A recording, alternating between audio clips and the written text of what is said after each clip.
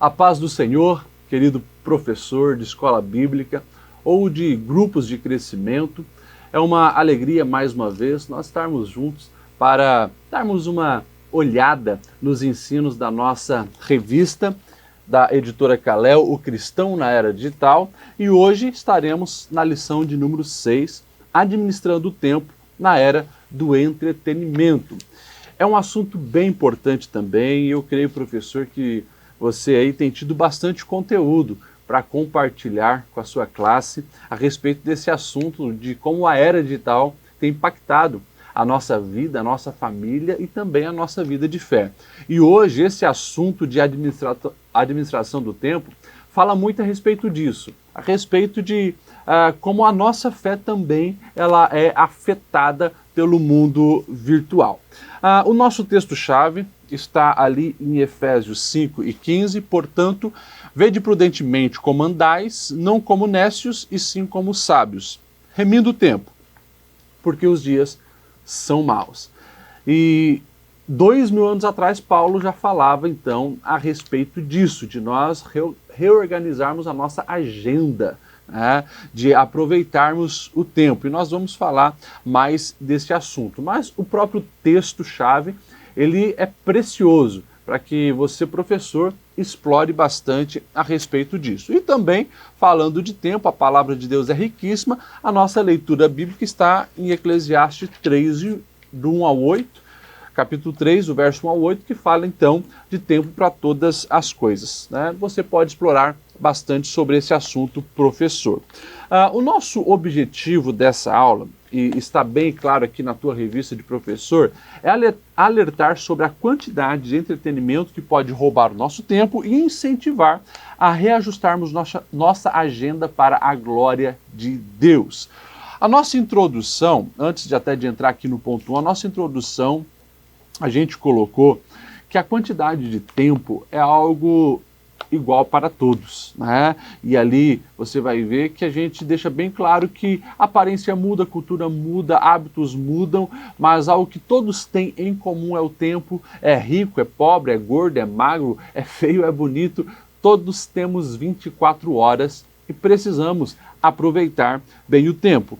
E o finalzinho aqui da introdução eu acho muito precioso a gente também citar, porque diz assim: a maneira como gastamos nosso tempo também define quem somos. Ou seja, a gente vai falar da importância de usar bem o tempo, porque justamente a maneira com que nós gastamos o nosso tempo molda quem de fato nós somos. Então o assunto é muito rico, muito precioso, é um assunto que nós podemos e precisamos explorar ao máximo possível. O 1.1 aqui, a globalização digital e os seus efeitos. Daí o 1.1 vai falar o compartilhamento das informações. A gente colocou aqui na tela também um pedaço desse primeiro parágrafo que diz assim: o compartilhamento de informações ampliou significativamente as possibilidades de gastarmos o nosso tempo de forma outrora desconhecida. Por que a gente faz questão de falar dessa globalização digital? Porque o mundo hoje está aqui, está na palma da nossa mão. Com o smartphone na mão, eu consigo alcançar o mundo, eu consigo conversar com pessoas do outro lado do planeta, eu consigo assistir aquilo que pessoas lá no Japão, nos Estados Unidos, na Europa estão produzindo, e eu posso consumir esse conteúdo, eu posso interagir através de um jogo, de uma videoconferência com pessoas do mundo todo, ou seja, o leque de maneiras que eu posso gastar e investir o meu tempo aumentou significativamente. E nós sabemos que as pessoas não pararam para pensar como isso também, se não for administrado da maneira correta, pode ser um grande prejuízo. Então, aqui o 1.1, compartilhamento das informações, vai falar a respeito disso. O mundo inteiro agora produzindo conteúdo, eu também posso produzir conteúdo, mas, consequentemente, são muitas maneiras de estarmos aí entretendo as outras pessoas ou recebendo entretenimento e maneiras de gastarmos o nosso tempo. E, claro, o ponto 2, 1.2 vai falar, então, que as nossas vidas estão sendo afetadas por isso. Olha só esse texto. Todos os dias surgem novos aplicativos para serem baixados no celular, novos vídeos para assistir, jogos para nos divertir, seriados inéditos para maratonar, e o tempo que temos está constantemente sendo preenchido por alguma coisa, nos dando a sensação de que já não temos espaço para mais nada em nossa agenda. Eu sugiro, professor, você fazer um exercício com a sua turma. Um exercício de comparação. Pega, quem sabe, os nossos avós, ou se tiver algum ancião na tua sala, você pode usar a própria vida dele como exemplo, ou a vida dessa senhora, né? Antigamente, por exemplo, muitas pessoas, elas moravam em lugares que não tinham, às vezes, nem água encanada. Precisava encher os baldes lá num poço e trazer para dentro de casa, né? Às vezes não tinha energia. Então, vamos lá, vamos imaginar o processo para fazer comida.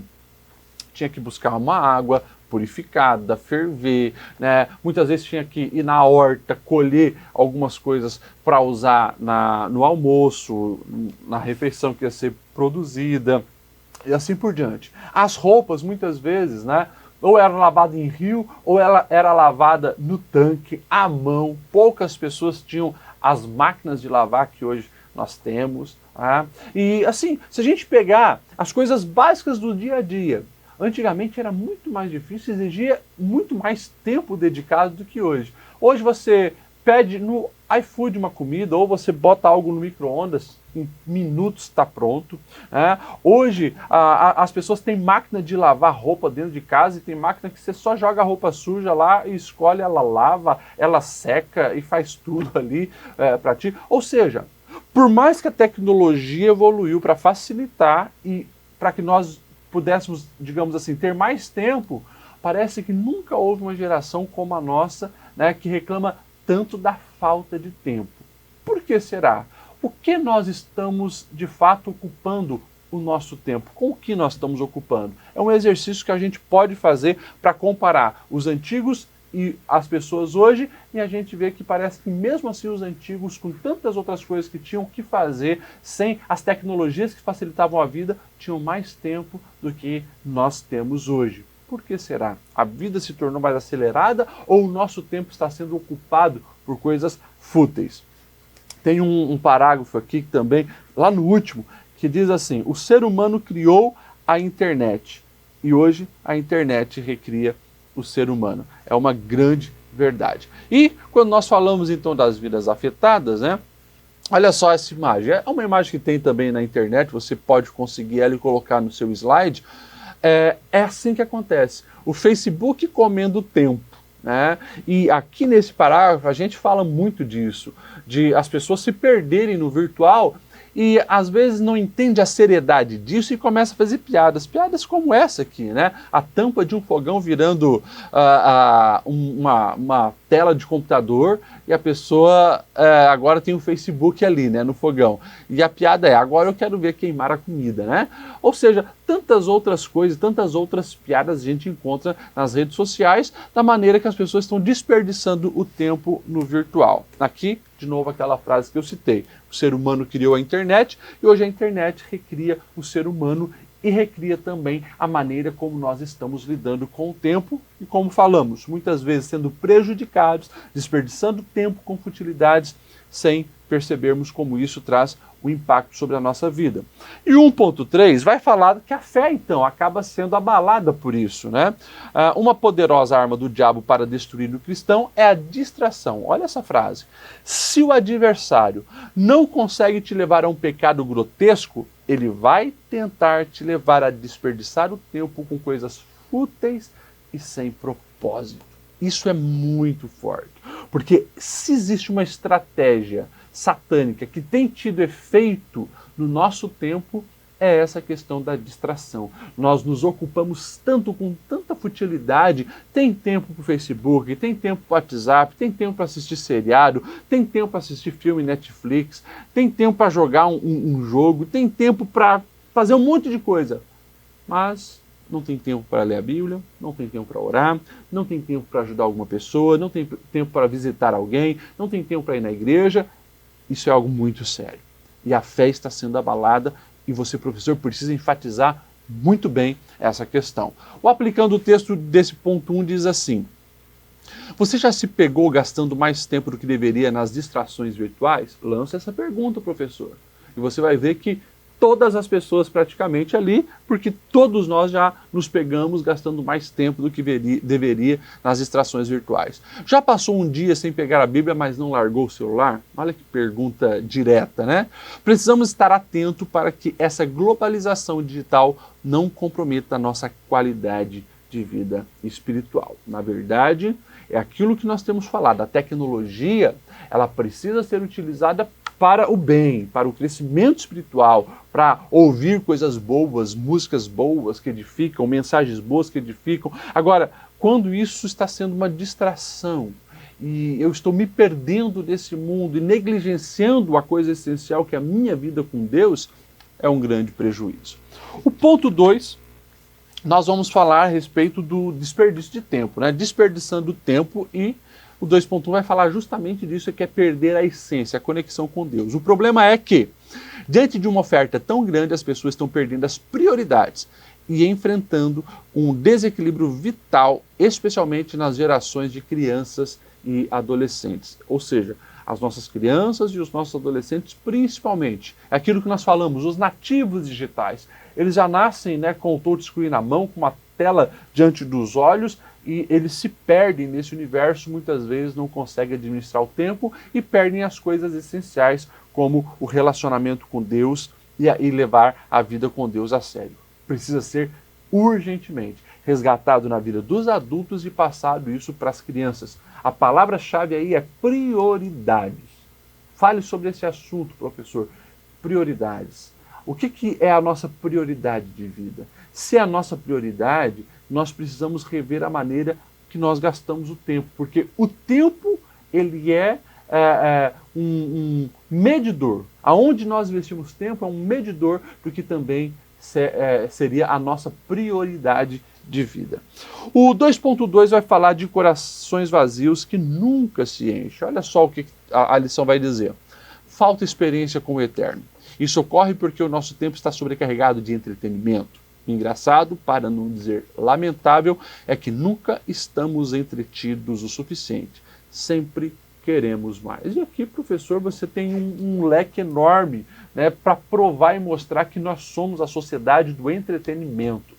Todo dia tem um filme novo, todo dia tem um seriado novo, todo dia tem um jogo novo, todo dia tem algo novo para entreter. E a gente até fez questão de colocar na lição. É engraçado e, ao mesmo tempo, lamentável. Nunca estamos entretidos o suficiente, sempre queremos mais e mais e mais, só que são futilidades que não entram na alma, não preenchem o vazio do coração, porque o nosso coração ele vai se sentir pleno em Deus apenas. Então, mostra o professor como essa discrepância de nós entrarmos nessa loucura de querer acompanhar, né, esse mundo que vive mergulhado nessas distrações. É uma loucura o cristão querer seguir no mesmo ritmo. Nós precisamos priorizar o Senhor para que o nosso coração esteja bem, a nossa alma satisfeita. O aplicando o texto diz assim: analise o seu tempo. Redes sociais não podem ter mais de você do que Deus e sua família. John Piper, falando deste assunto, disse: uma das maiores utilidades das redes sociais será provar no último dia que a falta de oração não era por falta de tempo. Forte isso, hein? Se engana quem acredita que encontrará o preenchimento para o vazio da alma em toda a tecnologia e modernidade que nos é oferecida, pois o vazio do coração humano é do tamanho de Deus e só pode ser preenchido por Ele. Enfatiza isso, professor. Vamos encontrar a plenitude do coração somente em Deus e mostre como essas futilidades, as distrações que a vida nos oferece, que a mídia nos oferece, não nos levam a nada. E o ponto 3, então, vai falar o tempo gasto na virtualidade e os seus efeitos. Mundo real versus mundo virtual. Olha só, estudiosos afirmam que cada vez mais a internet tem sido usada pelas pessoas como escape para se distraírem dos problemas da vida real. E quanto mais tempo se gasta no virtual, menos soluções para os problemas da vida real. Isso é muito sério.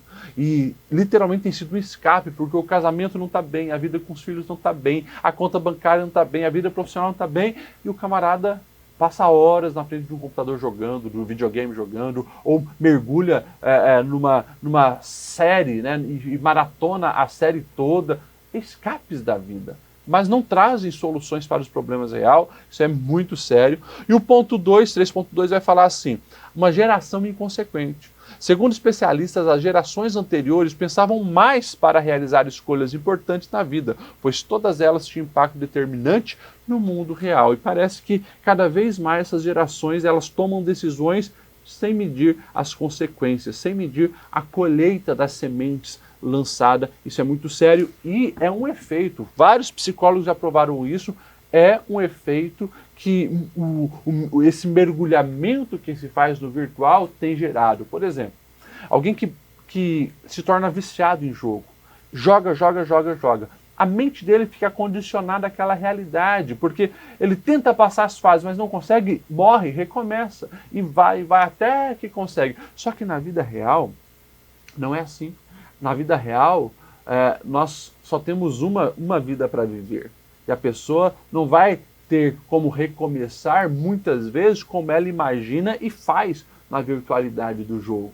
Então é muito sério e muito grave isso. E nós temos percebido que na vida real muitas pessoas, principalmente os adolescentes, têm tomado decisões inconsequentes, sem medir o impacto. Por quê? Porque a mente está moldada e condicionada naquilo que é apenas aparente, é o mundo aparentar da virtualidade, do mundo virtual, mas a vida real é diferente, porque na vida real a dor também é real das escolhas erradas que se faz. O aplicando o texto do ponto 3 diz assim: as redes sociais foram projetadas com a intenção de simular uma realidade virtual, consequentemente não condizente com a realidade. No entanto, muitos se deixam levar pelos gatilhos e facilidades do mundo virtual e passam a viver entregues a essa mentira.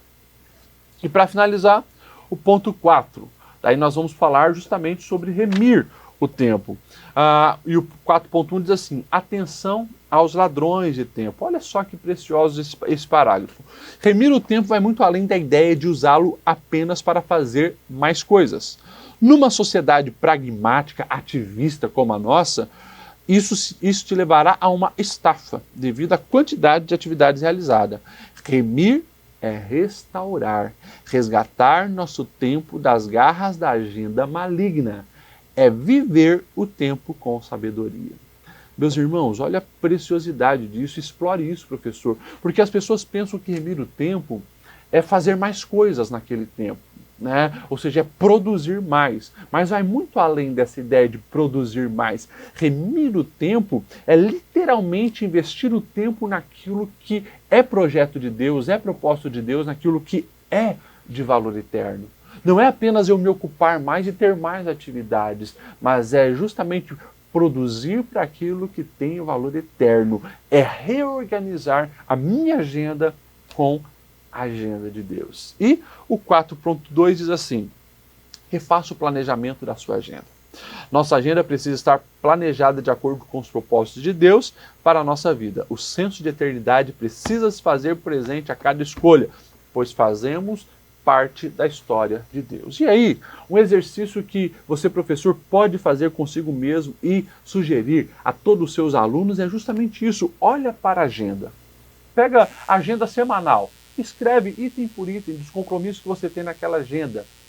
E a nossa pergunta precisa ser: essa minha agenda de hoje, a minha vida hoje, é uma agenda que gira em torno de coisas que têm valor eterno? O que tem valor eterno? É pessoas e Deus.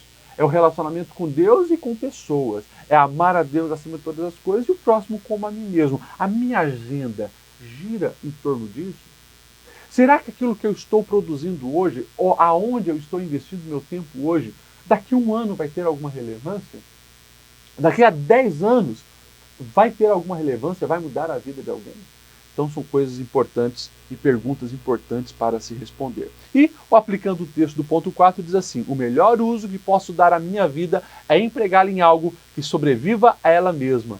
Deixar um legado. A nossa agenda precisa ter esse alvo, esse objetivo. Deixar um legado. glorifique o Senhor e que está de acordo com os projetos de Deus para a nossa vida. E para finalizar, a reflexão da semana diz assim: todos os dias, Deus nos dá 24 horas, 1440 minutos, 86.400 segundos. Devemos, com sabedoria e discernimento, superar as distrações e investir o tempo naquilo que tem valor eterno. Faça uma análise de sua agenda e organize para a glória de Deus.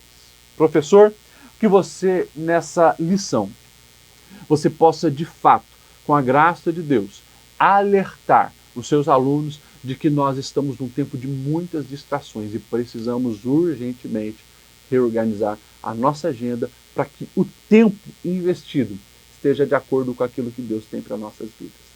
Que Deus abençoe, é sempre uma alegria poder compartilhar as lições sobre a era digital com cada um de vocês e que a sua aula seja abençoada, excelente, relevante, ensinando os princípios eternos para os seus alunos. Um forte abraço.